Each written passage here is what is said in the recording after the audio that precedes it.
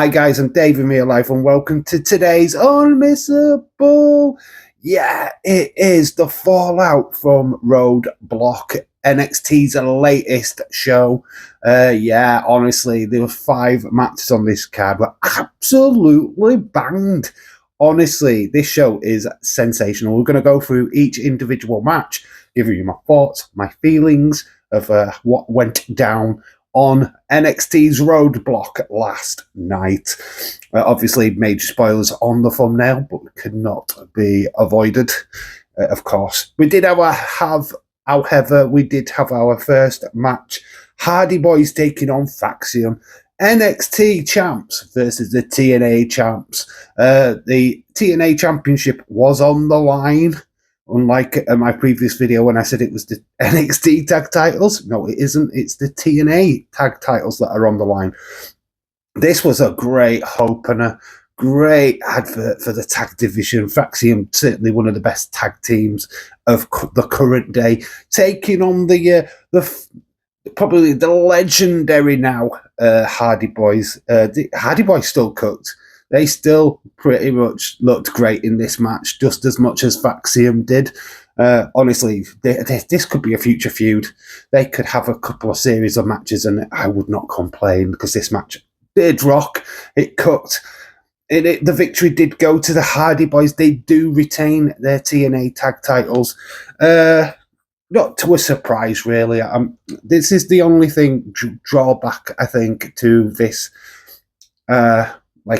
partnership between TNA and NXT, as I just don't think we ever see titles switch brands or promotions, which is just such a shame, really, because it just make it more exciting.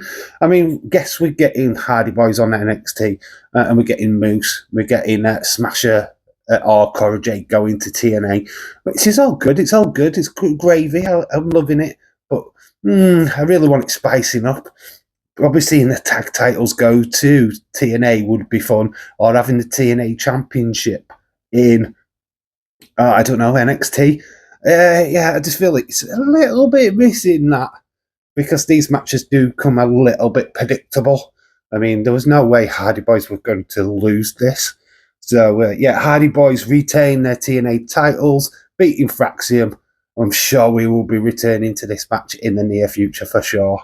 Then we went to our first female contest of the night, and it was Jordan Grace taking on Roxanne Perez. I mean, this was a technical masterclass from Roxanne Perez, and I never thought I would say that. Roxanne Perez made it very clear her intentions was to take down Jordan Grace by working at her knee throughout the match. And honestly, the storytelling here as a technical wrestling aspect, perfect, all absolutely on point.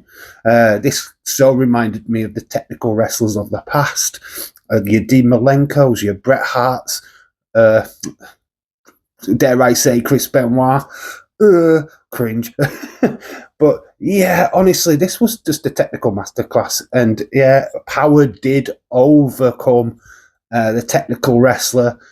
Jordan Grace did pick up a victory, but honestly, the selling of her knee was sensational throughout this match. And I think the story they told was perfect, on point, probably one of the best matches of the show for storytelling, in-ring storytelling at its finest. If you're going to teach anybody ring psychology, this match has got to be on top of your list. So, great to see. Then before our next match, which we'll see Obafemi take on Moose, we had a lovely segment backstage where Obafemi was walking through the corridors and he bumped into The Undertaker, Mark Calloway. I mean, this was a nice little passing of the torch. Undertaker just saying, look, bring it home. Remember who you're representing. And this was just a lovely, lovely moment. And very much had to be noted. It reminded me of when he congratulated John Cena back in the day after Cena's Ruthless Aggression debut, which I thought was pretty cool. So, getting that kind of endorsement from The Undertaker was pure class and just a lovely touch. Obviously, we Undertaker, Bubba Ray, Mickey James, who was seen talking to Jada Parker earlier on the show, they were all there because they was filming the finals of the LFG tournament, which has been running on, I believe, A&E over in America. So yeah, they were filming the finale to that. No spoilers here. I don't know who won. And I'm not fishing for that information either. We don't get to see this show in the UK anyway, so it makes no difference to me. But obviously, I'm not going to spoil it for people in America who don't want to know. And fun fact, I still don't know as recording this who won, and hopefully I don't find that information out either. But anyway, we go on to the next championship match, which did see Obafemi take on Moose. This was what you expected, to be quite honest with you. Two big, beefy guys going at it. Actually, I thought Moose did some amazing aerial maneuvers, actually. The guy can do a really good high drop kick, which I was impressed with. So Moose really impressed me. I haven't seen that many Moose matches, if I'm being honest. So seeing him in action was pretty good. And Obafemi did retain. He did beat him down. Some people were complaining that this match went a little bit longer than it should have. I didn't have a problem with it. I thought it was a really good match. And I think the end conclusion was always going to be Obafemi, going to my previous point with the tag team titles, that we're just not switching titles from show to show or from promotion to promotion. It does just lead to us getting predictable matches, and that is a little bit of a drawback and needs to be addressed, I think. There's got to be a way around getting this over. I don't know how they're going to do it, but just swap titles. Just do it, man. Be ballsy. We haven't got Vince holding your back anymore. Let's do it, man. We do move on to Javon Evans versus Ethan Page. With the redemption arc. Obviously, Javon Evans has had his jaw broken on several occasions by Ethan Page. This was a New York street fight, and it was a fight. Honestly, some of the bumps in this match was insane. The fact that Javon Evans put himself through a table just to get Ethan Page through a table just tells you the level of violence what went off in this match. It looked like it Javon Evans more than he did Ethan. Javon Evans did pick up a victory. It was kind of obvious that they were going to go that way. Obviously, we've been building Ethan Page up as this vicious eel for quite some time, and obviously he's been attacking Javon Evans for quite a bit as well. So yeah, Javon Evans got the win. But then the lights went out, and the faction appeared. I'm calling them the faction, the Timu Shield. They appeared in the crowd, all individuals. They'll come down to the ring. Javon Evans doesn't leave the ring. He should have tailed it out of there, but he stayed. He stood his ground. Even Ethan got attacked, which people didn't really get on the footage or in the live watch along. He does get a drop kick from Sugars, I believe it is. But yeah, they all attack Javon Evans. He gets the brunt of it all. Very interesting little moment there. So the faction, or Timu Shield, we still don't know who these guys are. They haven't announced their names yet, or the name of their faction, which is just quite annoying. It's quite annoying. Just do it already. Who are they working for? Who is their leader? We need to find this out, and hopefully we do in weeks to come. But we do find out a name of another faction as we cut to a vignette of Sean Spears and his group. Obviously, we saw him become the North American champion last week. His new faction name is The Coolin'. The Coolin'. Not The Calling, that's a band. What does songs and stuff. This is The Coolin'. They are in action next week. We will get to next week's matches at the end of the video. But yeah, The Coolin' are here, and Sean Spears is your leader. Then we cut to a ringside promo with Eddie Thorpe. And he gets blindsided by Trick Williams. This was pretty insane. They are headed to an underground match next week, so we were just building up for that, really. But yeah, Eddie Thorpe was getting interviewed by Sarah Schreiber at ringside. just to get attacked by Trick, and Trick came through the crowd. It was quite menacing and quite excited all at the same time. We did pop at that. But let's get to it, the main part of this video, and what is on the thumbnail. It's the main event, and it's Stephanie McCurr versus Julia. Title versus title. Honestly, the female division's top superstars. And they did collide, and what a match. Honestly, this is certainly one of them, what you will not forget for a long time. Stephanie McCurr becomes Stephanie Two Belts. Yes, Stephanie McCurr becomes the NXT female champion, adding to her North American championship. Yeah, honestly, this match was stellar, full of great moves, even to the point where Julia did Stephanie McCurr's move on her. What is the actual name of this? I want to give it a name, and I don't know what it is. But anyway, I digress. This match absolutely banged.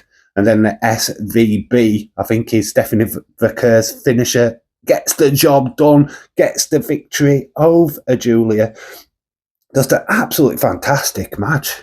And yeah, certainly one. If you haven't watched it, you need to go and watch this. You really do. Julian and Stephanie McCurr are exactly the best two top tier talents in NXT right now. Reasons for Julia not retaining, and reason why she lost is she's harboring an injury. I think she is going to be taking time off to recover from said injury. So yeah, that's the reason why they've switched the titles over to Stephanie McCurr. Yeah, Julia is going to have a little bit of time off. Hopefully she gets better soon, and obviously when she comes back, she is going to gun for Stephanie McCurr and her title to get the title back. So that is going to be a hell of a fun segment, and a hell of a good thing to look forward to in the future. My score for NXT Roadblock was 7.75. This is easily the best show of the week. Literally overshadows Monday Night Raw. I mean, which I thought was going to be hard to do with Monday Night Raw coming from the Garden. But honestly, this show is unmissable. And we are back for this show next week, honestly. And we're going to take a look at next week's show right now. Obviously, some matches have been announced. Chelsea Green puts the US Championship on the line against Sol Ruka. I mean, this is going to bang, man. Sol Ruka with that Soul Snatcher finisher. Oh my God, we could be crowning a new US champ. Obviously, I do think Chelsea Green will come with the Secret Service, which is obviously Alba Fire and Piper Niven. So obviously there will be shenanigans in that match for sure. Then we've got Eddie Thorpe in a underground match with Trick Williams after their explosion of attacking each other on Roadblock. This is going to blow, man. This is going to rock. These guys are going to cook it in the ring, man. I'm ready for this. And then we have got some other matches announced. We've got Ricky Saints taking on Ridge Holland. And then we've got the aforementioned new faction, the Cullen, taking on the family. Ricky, I think it is going to be the main guys as well. So Sean Spears leading the Cullen against Tony D'Angelo, Stax, and Luca. So that match is going to bang. 6-man tag match. Cullen versus the family. So that's going to be epic. Other news, and I think this is brilliant news, and it got broke on our live stream last night. I think James Chadwick and I think David Paul even put it in the group chat today.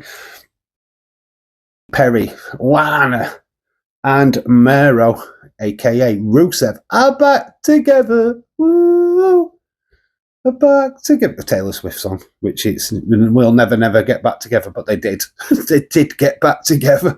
Yeah, they renewed their marriage vows. Honestly, this is fantastic news for both of them. Much beloved wrestlers. Hopefully we see Rusev back in WWE real soon. Maybe even Lana. Maybe they come back as a pair. That would be insane. But yeah, that is all the news rounded up. Roadblock honestly, if you are not watching NXT, there is something wrong with you. You need to start watching NXT, especially if you've got Netflix. If you've got Netflix, why not watch? Just get it put on. It's 2 hours of pure wrestling masterclass. It is so good. The new talent rock. They really do. And they are the future stars of WWE, 100%. So you get to see them early. You don't be the ones. But when these guys go up to the main roster going, I don't know who they are, and you've got the perfect opportunity to check them out now. But I digress. That is it. Let me know what you thought of Roadblock in the comment section below. And what do you think of Stephanie Two Belts? Is she going to be, who is going to be the first challenger to her title reign? Is it Cora Jade? Or will it be Jordan Grace? I don't know. It's mouth-watering. The female X division, the female NXT division is stacked. There we go. We spat it out. So still excited from last night, you know. Anyway, I digress. I've been Davey Real Life. You guys have been awesome. Until the next time. Bye for now.